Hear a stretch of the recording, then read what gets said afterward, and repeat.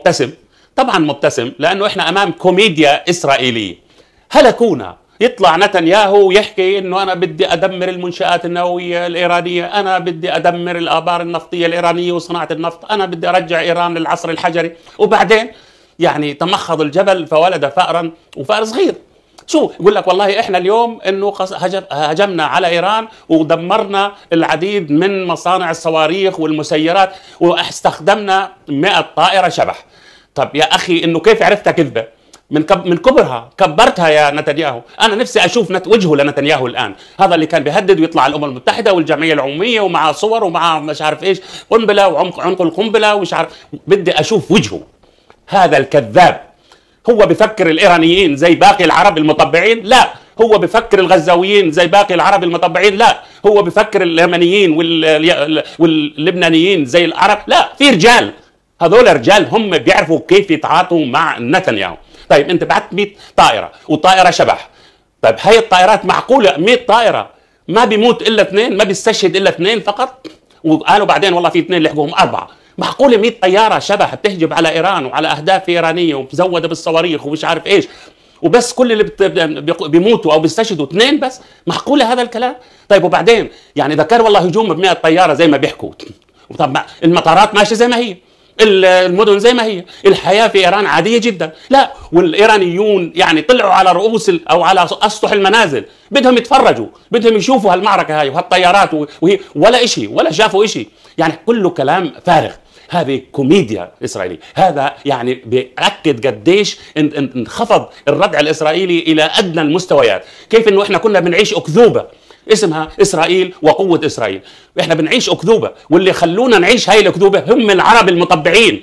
هذول العرب اللي ما عندهم كرامة ولا عزة نفس، هذه الجيوش العربية العاطلة، هذه اللي حقيقة متكرشة. هذا هو السبب. هاي إسرائيل، هذه إسرائيل بنشوفها يعني بعد كلها 20 سنة، ونتنياهو بيقول أنا بستنى الفرصة لتدمير المشروع النووي الإيراني اللي بيشكل تهديد وجودي لإسرائيل. طيب يا سيدي أجالك الفرصة، أجت لك الفرصة، وإسرائيل يعني تعرضت لهجوم إيراني بأكثر من 200 صاروخ فرد صوت، ودمرت قواعد، هاي الصواريخ دمرت قواعد جوية إسرائيلية في النقب وغير النقب.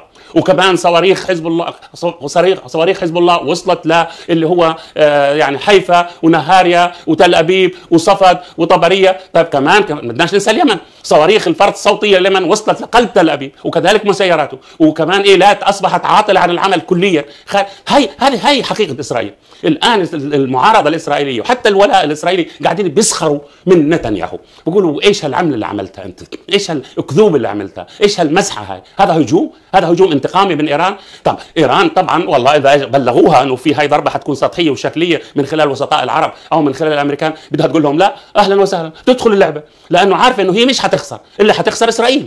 هاي إسرائيل اللي واقفة وعم حالها قوة عظمى في المنطقة. هذه هي الحقيقة. يعني إسرائيل انفضحت ونتنياهو انفضح، وبعدين قاعد يعني هرب، قاعد في نفق تحت الارض في وزاره الدفاع او وزاره الحرب. طب انت خايف، حتى رغم انه هذا رد لا يعتبر رد على الاطلاق، ورغم ذلك خايف. النقطه الاخرى اللي بدي احكي عنها هي انه طيب هاي الطيارات الشبح 100 طياره، اذا افترضنا انها صحيح وهي كل هذه لعبه، يعني اسرائيل بدها الان تخرج من المأزق الخطير جدا، لا ردع ولا امن ولا يعني سمعه دوليه ولا اي شيء، ولا امن داخلي ولا اقتصاد. الان بدها تخرج، بدهم يعني حدا يخرجهم من المأزق. وجابوا هاي الثاد كله، هاي منظومه الثاد كله ضحك على تقول، بس عمليه رفع معنوياتهم في الحضيض، لان كل منظوماتهم الدفاعيه فشلت ابدا. ما في لا القمم قمم حديديه، ولا اللي هو صواريخ حيتس، هذه منظومات حيتس الصواريخ اللي ردع الطائرات، ولا كمان اللي هي الاهم من ذلك كله مقلاع داود، ولا شيء ابدا. الان اصبحت اسرائيل بدون منظومات دفاعيه على الاطلاق، والصواريخ من اليمن، من ايران، من لبنان، من العراق، كلها بتصل لها بدون اي اعتراض. في نقطه، طيب هاي 100 طياره شبح، طب اكيد حتى توصل على ايران بدها تمر باجواء عربيه، بدها تمر باجواء اردنيه، بدها تمر باجواء سعوديه، بدها تمر باجواء سوريه، بدها تمر باجواء طبعا اردنيه. طيب احنا يعني كيف مرت؟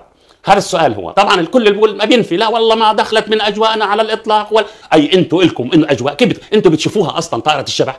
انتوا راداراتكم القديمه المتهالكه تقدر ترصد طائرات الشبح هاي عشان تقول والله، ولا بتشوفوها. لكن بكره حتطلع الارقام، بكره حتطلع الحقائق، وحنعرف مين تواطأ مع اسرائيل في هاي الضربه. اللي تواطأ مع اسرائيل واللي اسقطت الصواريخ اللي كانت مستهدفه اسرائيل، هذول اللي حينفضحوا في الايام القليله القادمه. مساله اخرى مهمه كمان نتحدث عنها، اللي هو بتتعلق بهاي اول مره الضربه، اول مره اسرائيل بتعترف بانها ارسلت طائرات للضرب ايران. طيب ما هو يعني السبب اللي بدنا نحكي عنه انه هذا بيعطي ايران شرعيه بإلغاء الفتوى أو تغيير الفتوى اللي بتحرم على إيران إنتاج أسلحة نووية. يعني الآن يعني أصبحت إيران في مرحلة الدفاع عن النفس، يعني حتى تدافع عن نفسك كل القوانين الشرعية والأرضية والسماوية كلها بتبيح إنتاج أسلحة للدفاع عن النفس، وأعدوا لهم ما استطعتم من قوة ومن رباط الخيل. هذا الآن ينطبق على الوضع الإيراني. الآن أنا لا أستبعد أنه تطلع فتوى رسمية من المرشد الأعلى السيد علي خامنئي يقول بأن إيران بعد هذا العدوان الإسرائيلي ب100 طائرة من حقها أن تدافع عن نفسها بكل الأسلحة بما في ذلك الأسلحة النووية. هذه حقيقة. يعني انا لو يعني طبعا لو انا مستشاره لو اقول لهم الان فرصتكم تاريخيه، وبعدين كمان انه تجهز القنبله جاهزه. انه سمعنا اللي هو ويليام بانز رئيس المخابرات المركزيه الامريكيه قال انه ايران تستطيع انتاج اسلحه نوويه في غضون اسبوع، يعني ايام، يعني ممكن تكون اول اسبوع ممكن تكون اخر الاسبوع. يعني هذه كمان مساله مهمه جدا. اذا ما كانش يعني امريكا ضغطت على اسرائيل بعدم ضرب كبيره وتدمير المنشآت النفطيه والمنشآت النوويه، يمكن لانه عارفه اسرائيل عندها معلومات وامريكا عندها معلومات بانه ايران تملك اسلحه نوويه او قادره على تصنيعها في يوم يومين تكون جاهزه وترد وتنتقد.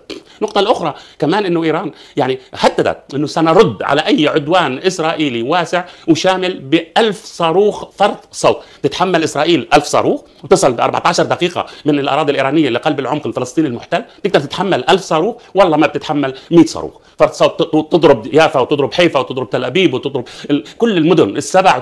يعني ما بتتحمل إسرائيل الآن تعيش حرب استنزاف موسعة وضخمة جدا لا تستطيع تحملها. يعني بتقدر تهاجم والله المساكين في غزة، إيش عندهم في غزة؟ وبتقدر ربما تهاجم في جنوب لبنان، لكن يكون عليها حرب استنزاف من لبنان، من غزة، من اليمن، من العراق، من إيران، ما بتقدر مين هي إسرائيل هاي عشان تتحمل؟ مين هو إسرائيل بيضل في إسرائيل إذا كانت صارت هذه الحرب الاستنزاف وتوسعت؟ هي يعني مسألة محسوبة. الآن الإسرائيليين بمهدوا بدهم يوقفوا الحرب في لبنان وفي غزة أيضا.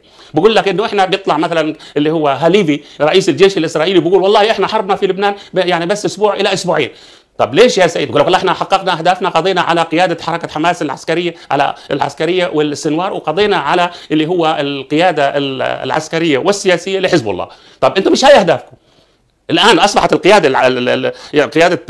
حزب الله في لبنان هو هدفكم، وكمان يعني السنوار هو كان الواقف في طريقكم طريق أهدافكم. لا، انتوا اعتقدتوا انه حتكون هاي العدوان على لبنان وعلى غزه سهل جدا وغير مكلف ومساله اسابيع. الان في استنزاف، مش يعني بطلنا نعرف نعد كم ضابط اسرائيلي وكم جندي اسرائيلي قتلوا في جبهه لبنان. شفنا الطائرات الهليكوبتر بتنقذ الجرحى والقتلى وبتنقلهم، وشفنا كيف انه المستعمرات الاسرائيليه بتدمرها في شمال فلسطين المحتله. شفنا ايضا كمان انه كل هاي المجازر والحرب الاباده اللي طبقوها في غزه ما نجحت في تركيع الشعب الفلسطيني، هذا الشعب الفلسطيني البطل، ولا تركيع الشعب اللبناني.